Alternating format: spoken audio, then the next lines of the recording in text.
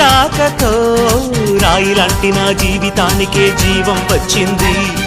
నీ చూపుతో జీవం వచ్చిన రాయే చక్కని శిల్పం అయ్యింది.